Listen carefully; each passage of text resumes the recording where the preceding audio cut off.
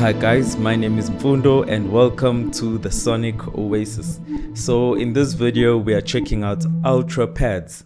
So this is a sound pack that was created by AAS, which stands for Applied Acoustics Systems. Actually my first time covering a product made by them on this channel. Yeah, but one of their most famous products is Lizard Lounge. You might have heard of that, which is their physically modeled electric piano. So Ultra Pads is a sound pack that was created to cater for cinematic, ambient and experimental music.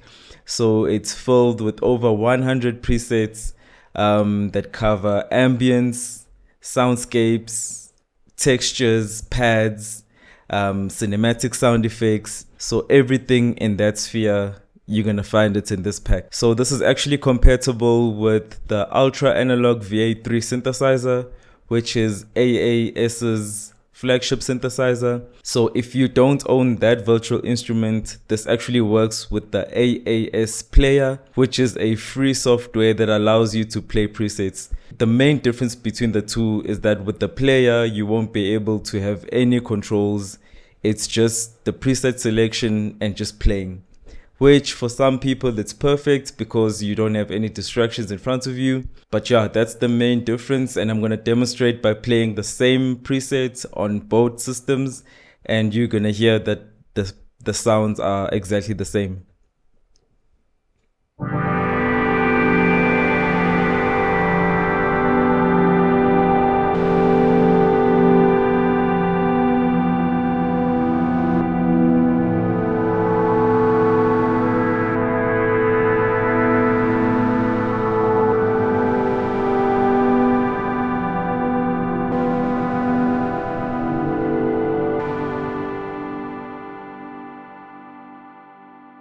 So the sound pack is available for $39 at the time of recording this video. I am not being sponsored or being paid in order to create this video, but I did receive a free license for me to check out and possibly create content for this plugin. So enough talking, let's go straight into the no talking sound demo, and you'll be able to hear some of my favorite patches that come out of the sound pack.